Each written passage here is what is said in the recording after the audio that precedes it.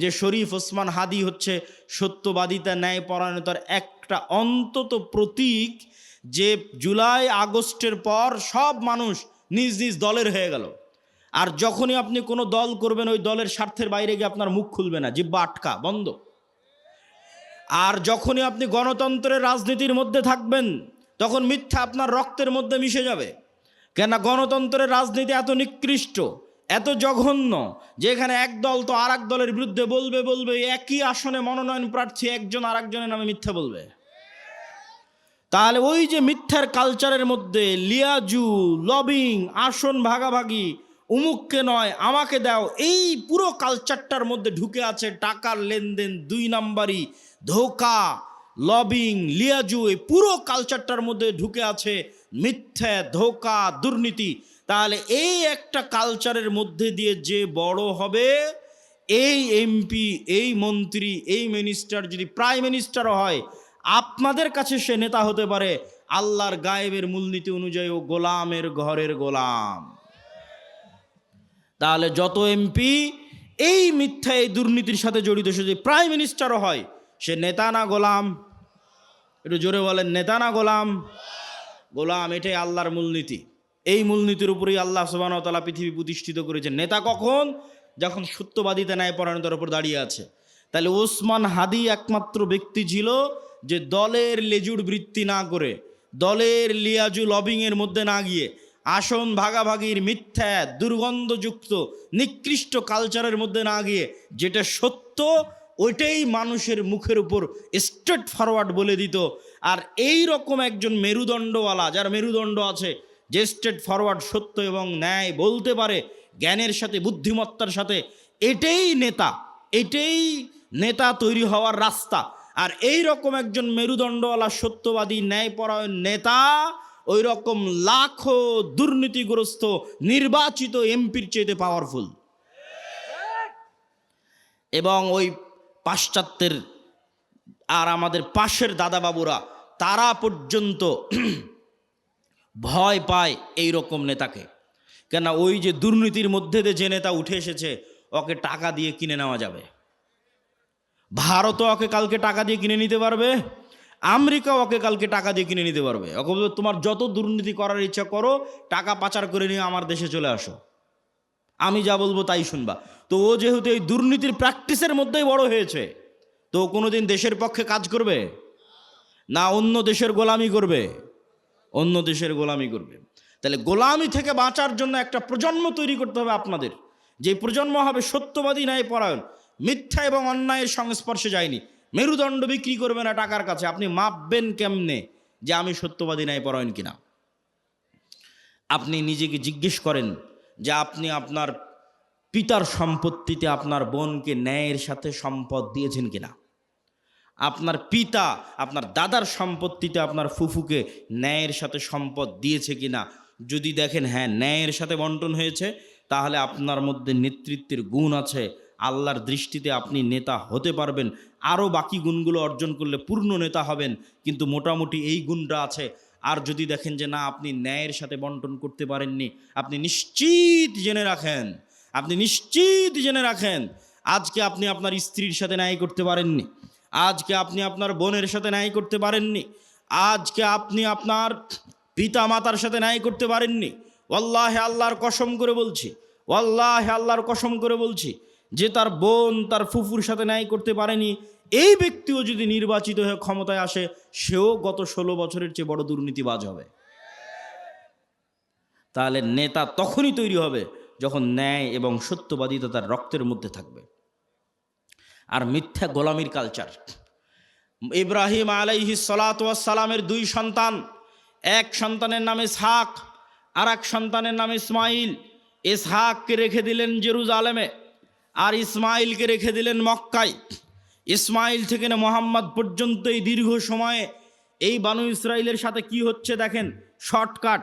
ইসহাকের সন্তান ইয়াকুব, ইয়াকুবের সন্তান ইউসুফ, ইউসুফের 11 ভাই মিলে পিতা মাতা মিলে মিশরে ইউসুফের মৃত্যুর পরে ফেরাউনের 300 বছরের গোলামি, ফেরাউনের গোলামি থেকে মুসার হারুনের হাত ধরে মুক্তি, মুসার হারুনের হাত ধরে মুক্তির পরে 40 বছর সিনাই মরুভূমিতে পাগলের মতো ঘুরপাক, 40 বছর পর ইউশা বিন নুনের হাত ধরে জেরুজালেম বিজয়, তারপরে পুনরায় আর এক জালেম বাদশার কারণে জেরুজালেম থেকে বিতাড়িত, তারপরে দাউদ, সুলাইমান এবং তালুতের মাধ্যমে জেরুজালেম বিজয়, জেরুজালেম থেকে সারা পৃথিবীতে শাসন ক্ষমতা প্রতিষ্ঠা, তারপরে আস্তে আস্তে জাকারিয়া, ইয়াহিয়া, ঈসা, মারিয়াম, এই যে দীর্ঘ সময় বানু ইসরায়েলের, এই দীর্ঘ সময়ে বানু ইসরায়েলের চরম উত্থান পতন হয়েছে। 2-3 বার গোলামির জিঞ্জিরে আবদ্ধ হয়েছে। তার মধ্যে সবচেয়ে বড় গোলামি ছিল ফেরাউনের 300 বছর। এই গোলামির জিঞ্জিরে আবদ্ধ হওয়ার কারণে এরা নবীর সন্তান হওয়ার পরও, ইব্রাহিমের সন্তান হওয়ার পরও, ইসহাকের সন্তান হওয়ার পরও এরা মিথ্যা বলা, ধোকা দেওয়া, 2 নম্বরই রাস্তা শিখে নিয়েছিল। এই জন্য আল্লাহ বলল, শনিবারের দিন তোমরা মাছ ধরবা না। দাউদ কোরআন পড়ে, মাছেরা কোরআন শুনতে আসে, জাবুর শুনতে আসে। এরা করলো কি, শনিবারের দিন মাছগুলো আটকে রেখে দিল, রবিবারের দিন ধরলো। কি পরিমাণ ধোকাবাজ! অথচ এরা নবীর সন্তান, ইব্রাহিমের সন্তান, এই সিলসিলার সন্তান। আর এইদিকে এই যে ইসমাইল থেকে মোহাম্মদ পর্যন্ত এই লম্বা সময়, সেম টাইম, এই লম্বা সময়ে মক্কায় কোনো নদী নাই, মক্কায় কোনো ফল ফসল উৎপাদন হয় না, মক্কা কোনো বড় ব্যবসায়িক কেন্দ্র নয়, মক্কা কোনো বড় রাজনৈতিক কেন্দ্র নয়। ফলত বিশ্বের কোনো পরাশক্তি, না রোমান না পারস্য, কেউ মক্কা দখল করেনি।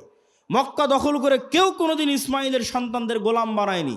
ফলত ইসমাইল থেকে মোহাম্মদ পর্যন্ত ইসমাইলের সন্তানেরা শিরকে লিপ্ত হলেও 2 নম্বরই দুর্নীতি, জুয়াচুরি, ধোকা, এই রাস্তাগুলো থেকে অনেক অনেক দূরে ছিল। এর 2-1টা উদাহরণ আপনি দেখতে পাবেন। আব্দুল মোত্তালেব, আবু তালেব, আবু সুফিয়ান। আব্দুল মোত্তালেব মুহাম্মদ সাল্লাল্লাহু আলাইহি ওয়াসাল্লামের দাদা, ইনি মুশরিক, কিন্তু আব্দুল মোত্তালেবের হিস্ট্রিতে কেউ দেখাতে পারবে না যে ও মিথ্যুক, মানুষের সম্পদ মারে নাই, 2 নম্বরই করে ধোকাবাজি করে, এটা দেখাতে পারবে না। আবু তালেব মুহাম্মদ সাল্লাল্লাহু আলাইহি ওয়াসাল্লামের চাচা, মৃত্যু পর্যন্ত ইসলাম গ্রহণ করেনি আল্লাহর নবী এতবার বলার পরেও। কিন্তু আবু তালেব সত্যবাদী ছিল, ন্যায়পরায়ণ ছিল, মানুষকে ধোকা দিয়ে, মানুষের টাকা নিয়ে মেরে খাওয়া, জুয়াচুরি, ধোকাবাজি, এগুলো বুঝতো না।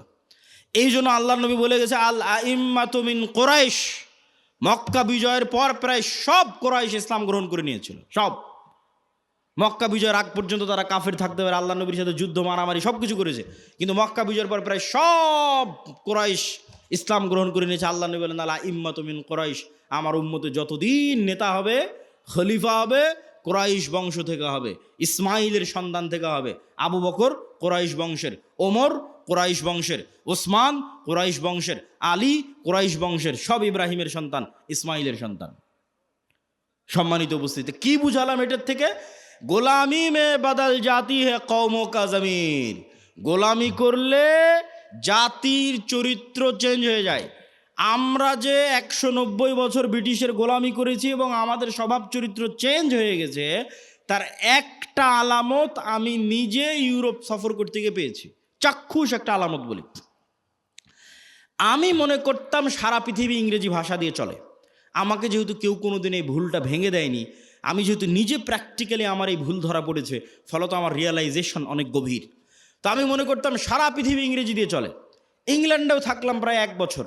এই ইংল্যান্ডে থাকা অবস্থায় যখন ফ্রান্স গেলাম, স্পেন গেলাম, ইতালি গেলাম, স্পেনের যখন কর্ডোভা, গ্রানাডায় যাওয়ার জন্য যে বিমানবন্দরে নামলাম, ওই বিমানবন্দরে নেমে এক্সিট লেখাটা আমি ইংরেজিতে খুঁজে পাচ্ছিলাম না। ইংরেজি ভাষার এত অনুপস্থিতি যে বাহিরে যে বের হব, কোন রাস্তা দিয়ে বের হব, কোথায় এক্সিট, কিছু খুঁজে পায় না। সব স্প্যানিশ ল্যাঙ্গুয়েজ। যারা এয়ারপোর্টে দায়িত্ব পালন করছে, ওদের সাথে গিয়ে যে ইংরেজিতে কথা বলবো, ওরাও ইংরেজি বোঝে না। আরে অন্তত এয়ারপোর্টে দায়িত্বশীল তো ইংরেজি বুঝবে। এত উন্নত রাষ্ট্র স্পেন, এত উন্নত রাষ্ট্র ফ্রান্স, এত উন্নত রাষ্ট্র ইতালি, ইংরেজি জানে না। আমার তো মাথায় ঘুরে গেল, কেন ইংরেজি জানে না? তখন আমি রিয়ালাইজ করলাম, আমার মদিনা ইসলামী বিশ্ববিদ্যালয়ের বন্ধু, বাড়ি আফ্রিকা, ও বলতো আর ভাষা ফরাসি। আমি তখন এটা না অত গভীর চিন্তা করিনি যে ওর ভাষা ফরাসি কেন। ফ্রান্সে যখন গেলাম দেখি ফ্রান্সে সব আফ্রিকান মুসলমান। ফ্রান্সে ভারত পাকিস্তানের মুসলমান কম, আফ্রিকার মুসলমান বেশি। ইংল্যান্ডে আবার ভারত পাকিস্তানের মুসলমান বেশি, আফ্রিকার মুসলমান কম। তখন সব রহস্য ভেদ হয়ে গেল যে ওর ভাষা কেন ফরাসি আর আমার কাছে কেন ইংরেজির এত গুরুত্ব। জন্মগত কেমনে অটোমেটিক সবাই আমাদের দেশের মানুষ জানে যে ইংরেজি অনেক গুরুত্বপূর্ণ ভাষা, অথচ ইউরোপের অধিকাংশ দেশ ইংরেজির কোনো ভ্যালুই নাই, দামই নাই। ওরা এতটা অহংকারী, ফ্রান্স, ইতালি, স্পেন, জার্মান এতটা অহংকারী, ওরা ইংরেজি শিখবেই না। তাহলে আমি কেমনে জন্মগত মেনে বুঝে নিলাম যে ইংরেজি গুরুত্বপূর্ণ? এটাই 200 বছর যে আমরা ব্রিটিশের গোলামি করেছি, গোলামি মে বদল জাতি হে কওমকা জমির, আমরা নিজের অজান্তেই ওর গোলামির প্রভাব বহন করতেছি। আমি আব্দুল্লাহ নিজের অজান্তেই, আমার পূর্বপুরুষ 190 বছর ব্রিটিশের গোলাম ছিল, তার প্রভাব আমি আমার অজান্তে বহন করতেছি।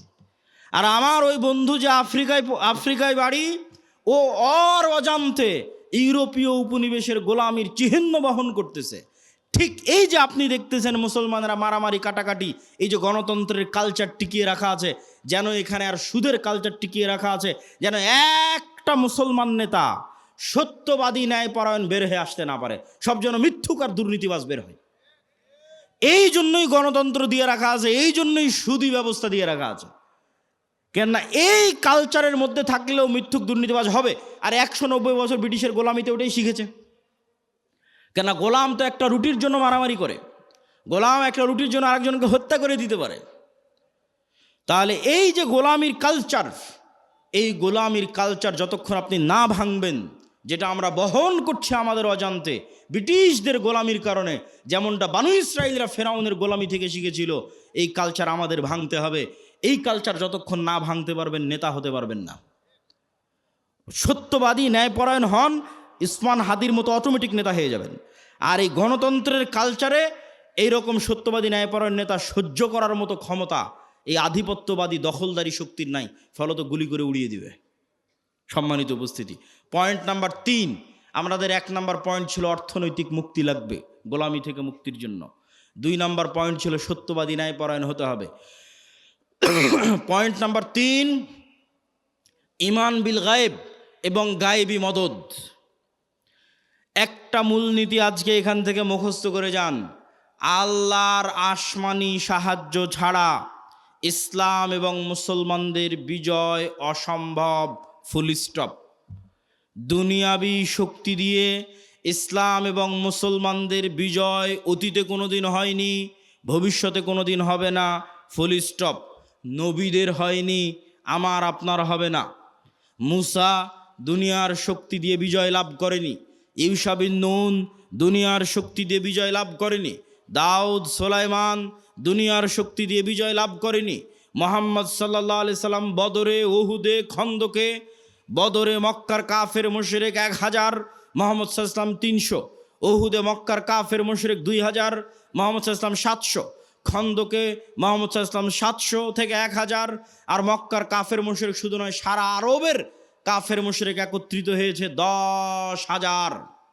খন্দকের যুদ্ধে কোনো দুনিয়াবী শক্তি নাই যা মুহাম্মদ সাল্লাল্লাহু আলাইহি সাল্লামকে জয় লাভ করাতে পারে।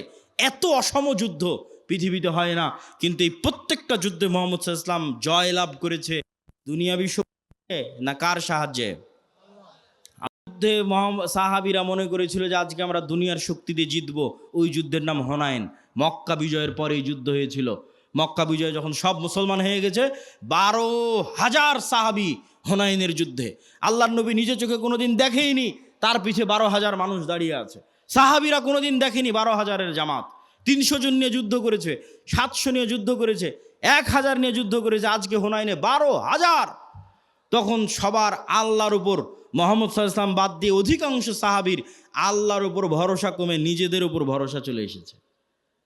যে আজকে হাই কনফিডেন্স, মক্কা বিজয় করেছি আর এখন হুনাইনের যুদ্ধ আমাদের পরাজিত করে কে?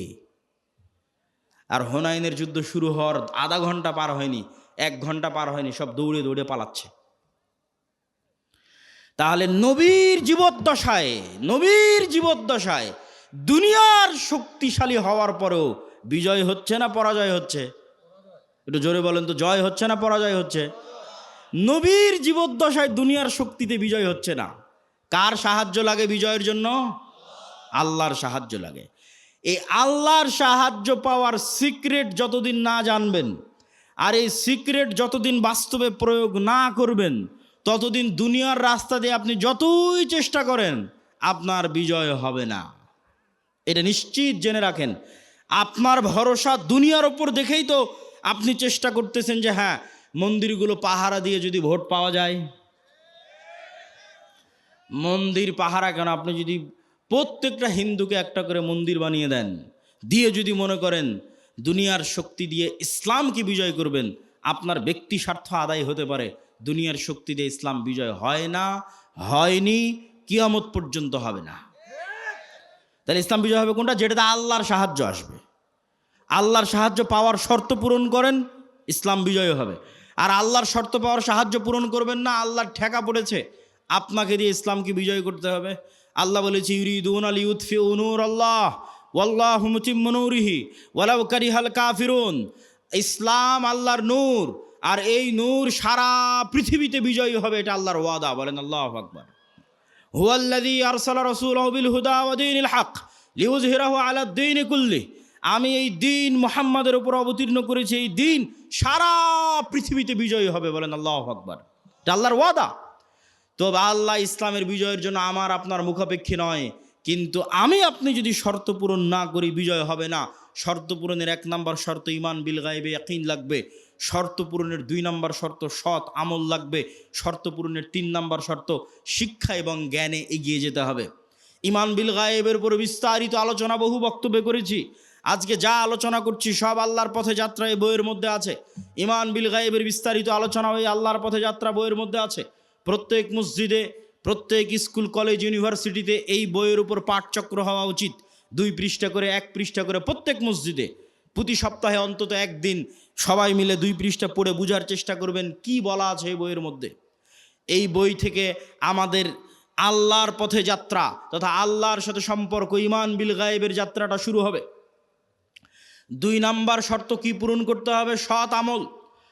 দেখেন মুহাম্মদ সাল্লাল্লাহু আলাইহি ওয়াসাল্লাম বদরের যুদ্ধের দিন এত লম্বা সালাত, এত লম্বা দোয়া, এত লম্বা রাতের সালাত যে আবু বকর রাদিয়াল্লাহু তাআলা আনহু পর্যন্ত ক্লান্ত হয়ে গেছে। আল্লাহর নবী, আপনি নবী, আপনার এত রাতের সালাতের প্রয়োজন? আল্লাহর নবী কেন রাতের সালাতে দাঁড়িয়ে আছে জানেন? আল্লাহর নবী আমার আপনার চেয়ে গায়েব বেশি জানে। আমার আপনার যে গায়েবের মূলনীতি ওনার জানা আছে, আল্লাহ ওনাকে ওহির মাধ্যমে জানিয়ে রেখেছে। সেটা কি?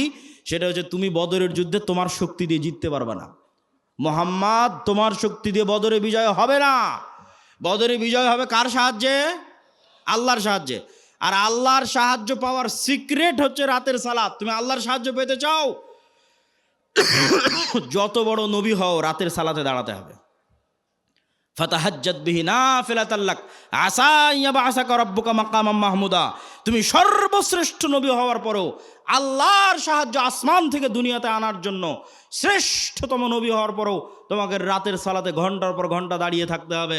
আর বাংলার মানুষেরা স্বপ্ন দেখে নামাজ 5 ওয়াক্ত সালাত আদায় না করেই খালি ভোট দিয়ে ইসলামকে বিজয় করে দিবে। অসম্ভব, এটা অসম্ভব, ইম্পসিবল। আপনাকে ন্যূনতম আল্লাহর সাহায্য পাওয়ার পূর্ব শর্ত পূরণ করতে হবে। সেই পূর্ব শর্তের 2 নম্বর হচ্ছে সৎ আমল। রাতের সালাত না পারেন 5 ওয়াক্ত সালাত ঠিক রাখতে হবে। আর রাতের সালাত আর সকাল সন্ধ্যের জিকির মোস্ট পাওয়ারফুল। সকাল সন্ধ্যের জিকির কেন পাওয়ারফুল? মূসা আলাইহিস সালাতু ওয়াস সালাম ফেরাউনের উপর বিজয় লাভ করবেন, অথচ মূসা আলাইহিস সালাম আমার এবং আপনার চেয়ে দুর্বল। মূসা আলাইহিস সালামকে আল্লাহ বলছে, যাও ফেরাউনের কাছে, ওয়ালা তানিয়া ফি যিকরি, সব সময় আমাকে স্মরণে রাখবা, জিকির ভুলবা না। জিকির না করলে তুমি জিততে পারবে না। জাকারিয়া আলাইহিস সালাতু ওয়াস সালাম আল্লাহর কাছে সন্তান চাইলেন, আল্লাহ বললেন সন্তান হবে। বন্ধা স্ত্রী, বার্ধক্য বয়স, কেমনে সন্তান হবে? আল্লাহ আলামত বলেন। আল্লাহ বললেন সকাল সন্ধ্যা জিকির করো, সন্তান হবে। সকাল সন্ধ্যা জিকির পৃথিবীর এমন বড় সিক্রেট যা দিয়ে পৃথিবীর এমন কোনো অসম্ভব নাই, যা সম্ভব করা সম্ভব নয়। মূসা যদি ফেরাউনকে পরাজিত করতে পারে, এই অসম্ভব যদি সম্ভব হয়ে যেতে পারে, জাকেরিয়াকে যদি আল্লাহ সন্তান দিয়ে দিতে পারে, তো সকাল সন্ধ্যার জিকির দিয়ে পৃথিবীর সব অসম্ভবকে সম্ভব করা যাবে।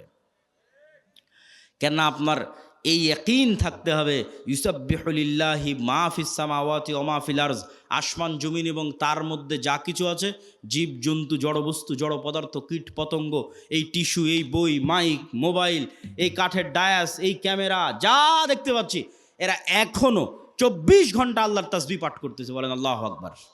এটা গায়েব। এই গায়েবের মূলনীতি আল্লাহ কোরআনে দিয়ে দিয়েছে যে তোমরা তো গায়েব জানো না, তোমাদেরকে জানিয়ে দিচ্ছি। এরা সবাই তাসবিহ পাঠ করতেছে। তাহলে আপনিও যখন সকাল সন্ধ্যার জিকির করবেন, এরাও আপনার সেই তাসবিহ বুঝবে।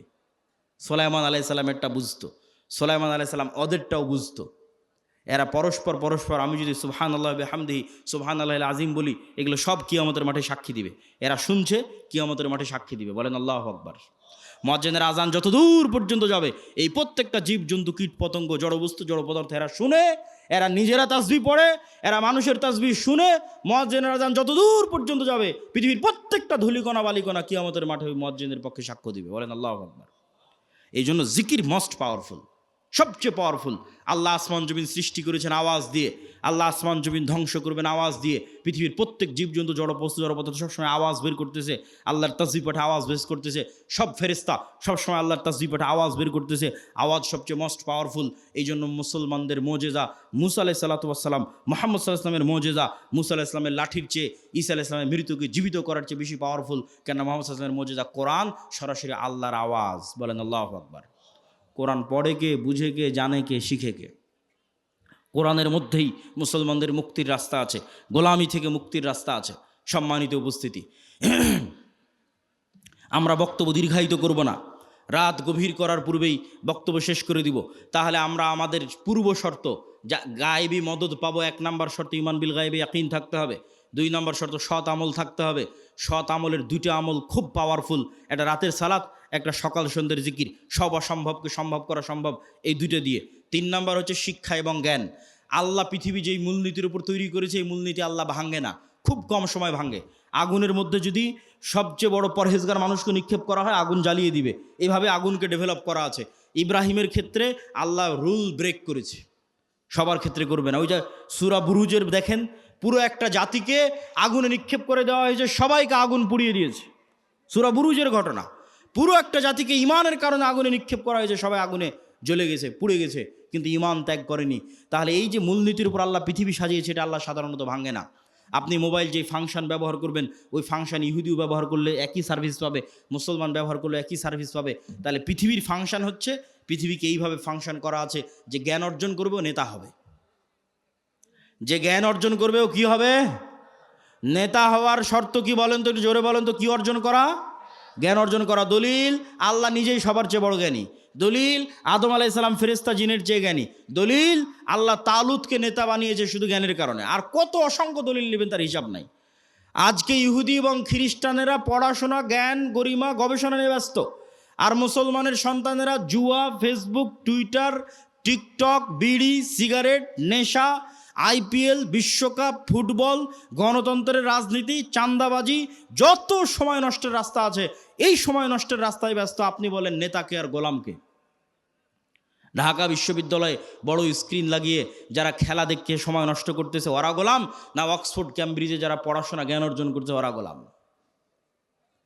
এই মূলনীতি আল্লাহ সুবহানাহু ওয়া তাআলা ভাঙবেন না যতক্ষণ না আপনি চেষ্টা না করেন। হ্যাঁ, আপনি যদি চেষ্টা করেন যে হ্যাঁ আমি জ্ঞানী হব, এই জ্ঞানী হওয়ার পাশাপাশি আগের যদি সব শর্ত পূরণ থাকে, যা যা বলেছি, আপনার যদি সৎ আমল থাকে, আপনি যদি সত্যবাদিতা, ন্যায়পরায়ণতার উপর অটল থাকেন, বিক্রি না হন, আপনার যদি ঈমান বিল গায়বি ইয়াকিন থাকে, তাহলে এরকম যদি 500টা উসমান হাদি তৈরি হয়ে যায়, এরকম যদি 500 যুবক তৈরি হয়ে যায়, তাহলে শুধু বাংলাদেশের ক্ষমতা নয়, সারা পৃথিবীর ক্ষমতা অর্জন করতে পারবেন। বলেন আল্লাহু আকবার।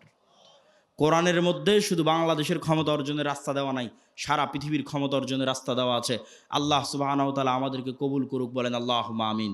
আমরা যেন আমাদের একটা প্রজন্মকে এই আদর্শগুলোর উপর গড়ে তুলতে পারি। এই জন্যই তো আমরা মক্তব করছি, এই জন্যই তো মাসিক আল ইতিসাম আপনাদের নিতে বলছি, এই জন্যই তো আমাদের মক্তবের সিলেবাস আমার লেখা, যাতে আপনাদের সন্তানদের ব্রেনের মধ্যে আমরা এই জিনিসগুলো ঢুকিয়ে দিতে পারি। আমি জানি না কেন এখনও আপনারা মক্তবের ট্রেনিংয়ের জন্য আপনাদের শিক্ষকদের পাঠান না। যাতায়াত খরচ লাগে না, বই পুস্তকের খরচ লাগে না, থাকা খাওয়ার খরচ লাগে না, তারপরেও আপনি মক্তবের ট্রেনিংয়ে নাই, শুধু প্রোগ্রাম নেওয়ার সময় আছেন। এই সিস্টেম পরিবর্তন করতে হবে। মক্তবি মূল, শতভাগ মুসলমানের সন্তানকে কোরআন ও দ্বীন শিখাতে হবে। কোথায় শিখাবো? জামিয়া সালাফিয়ায়? সম্ভব নয়। জামিয়া সালাফিয়া বা মাদ্রাসায় সারা বাংলাদেশের 2% ছেলে মেয়ে পড়ে। শতভাগ মুসলমানের সন্তানকে কোরআন ও দ্বীন শিখাতে চাইলে মসজিদেই যেতে হবে, মক্তবে যেতে হবে। এই জন্য আমি কড়া করে বলেছি যে মসজিদের ইসি বিক্রি করে তোমরা মক্তব চালাও। এই জন্য বলেছি ওই কমিটিকে পদত্যাগ করাও যে মসজিদে মক্তব চালাতে পারে না, আর টাইলস খুলে নিয়ে গিয়ে মক্তবে শিক্ষকের বেতন দাও। তুমি বুঝো না শিক্ষার গুরুত্ব, জ্ঞানের গুরুত্ব? ইহুদি খ্রিস্টানদের থেকে দেখে শিখতে পারো না? শুধু দুনিয়াবি সাজ সজ্জা চাক চিক্য দিয়ে নেতৃত্ব হয় না। জ্ঞান ছাড়া নেতা হওয়ার কোনো রাস্তা নাই। এই জন্য মক্তব পরিচালনা করতে হবে, শিক্ষকদের ট্রেনিং দিতে হবে, মাসিক আল ইতিসাম প্রতি মাসে নিতে হবে। এত ব্যস্ততার মধ্যে প্রতি মাসে 3টা লেখা থাকে মাসিক আল ইতিসামে, আমার নিজের সম্পাদকীয় থাকে, মিন্নাতুল বাড়ি থাকে, স্বাভাবিক একটা প্রবন্ধ থাকে। আপনাদের আজকের একদিনের নাস্তার চাইতেও 1 মাসের একটা মাসিক আল ইতিসামের দাম কম। ওই মাসিক আল ইতিসাম যদি আপনি না নেন, না পড়েন, তাহলে আপনার কাছে আমি মেসেজটা পৌঁছাবো কিভাবে? এই একদিনের তো এটা অস্থায়ী সম্পর্ক। এজন্য মাসিক আল ইতিসাম, মক্তব, জামিয়া সালাফিয়ার সাথে শিক্ষা প্রতিষ্ঠানগুলোকে মুআদালা করা, এবং আমাদের যে কর্জে হাসানা প্রজেক্ট আমরা চালু করেছি মুসলিম বাইতুল মাল, সুদের বিরুদ্ধে যুদ্ধ করার জন্য, মুসলিম সন্তানদেরকে অর্থনৈতিকভাবে সুদ মুক্ত রাখার জন্য আমাদের এই মুসলিম বাইতুল মালের কর্জে হাসানা প্রজেক্টে আমরা ইতিমধ্যেই 30-এর অধিক মানুষকে কর্জ দিয়েছি। প্রায় 15 থেকে 20 লক্ষ টাকার কাছাকাছি আমাদের কর্জ দেওয়া আছে। এটা ধীরে ধীরে আরও বাড়তেছে। যদি রিটার্ন, মানুষ যদি ধোকা না দেয়, এই প্রজেক্ট থেকে যদি মানুষ রিটার্ন দেয় বিনা সুদে 90%-এরও বেশি, তাহলে ইনশাল্লাহ একদিন এই প্রজেক্ট বাংলাদেশে বিপ্লব নিয়ে আসবে। বলেন আল্লাহ কবুল করুক, আল্লাহুম্মা আমিন। একদিন এটা বাংলাদেশের শতভাগ ইসলামী ব্যাংকে পরিণত হয়ে যাবে ইনশাল্লাহ, যদি আল্লাহ কবুল করে। বলেন আল্লাহুম্মা আমিন। এই জন্য আমরা কি আহ্বান করেছি জানেন? আমরা আমাদের কর্জে হাসানা ফান্ডে কারো দান চাই না। কেন? আমরা চাই মানুষের মধ্যে কর্জে হাসানার কালচার তৈরি হোক। আপনি আপনার ব্যাংকে যে টাকা ফেলে রেখেছেন, আপনার বিকাশে নগদে যে টাকা ফেলে রেখেছেন, ফিক্সড ডিপোজিট করে রেখেছেন, আল্লাহর বাস্তে ওই টাকা উঠিয়ে আমাদের মুসলিম বাইতুল মালের কর্জে হাসানা ফান্ডে জমা দেন। আপনার যখন প্রয়োজন আবার উঠিয়ে নেবেন। আমরা আপনার ওই টাকা থেকে ন্যূনতম একটা অংশ, দেখা যাচ্ছে 10-2%, 3% একটা অংশ হয়তো আমরা দিনী ভাইদের কর্জ দিচ্ছি। আবার ওই কর্জ যখন রিটার্ন আসছে তখন আবার সেখানে ওইটা অ্যাড হয়ে যাচ্ছে, আর আপনি যখন চাচ্ছেন তখন আপনি ফেরত পেয়ে যাচ্ছেন। আলহামদুলিল্লাহ, আমাদের অনেক ভাই আমাদের এই কর্জে হাসানা ফান্ডে তাদের টাকা জমা রেখেছে, এবং তাদের যখন প্রয়োজন হচ্ছে তখন তারা ফেরতও নিচ্ছে। এটা একটা আমরা কালচার তৈরি করতে চাচ্ছি, যাতে আমাদের সেই সুদূর প্রসারী যে লক্ষ্য আছে সেই লক্ষ্যের দিকে এগিয়ে যেতে পারি। আল্লাহ সুবহানাহু ওয়া তাআলা আমাদের কবুল করুক। আর সবার প্রতি তত্ত্ব আহ্বান থাকবে, আমাদের বইগুলোকে মূল্যায়ন করবেন, বিশেষ করে আল্লাহর পথে যাত্রা এবং শাইখ আব্দুর রাজ্জাক বিন ইউসুফের যে বই আছে, সালাতের বই, দোয়ার বই, আর জামিয়া সালাফিয়ার জন্য দোয়া করবেন, এবং শরীফ ওসমান হাদি ভাই সহ বাংলাদেশের জন্য দোয়া করবেন। আল্লাহ যেন বাংলাদেশের 16 কোটি মুসলমানকে হিন্দুদের দয়ার ওপর ছেড়ে না দেয়। বলেন আল্লাহুম্মা আমিন।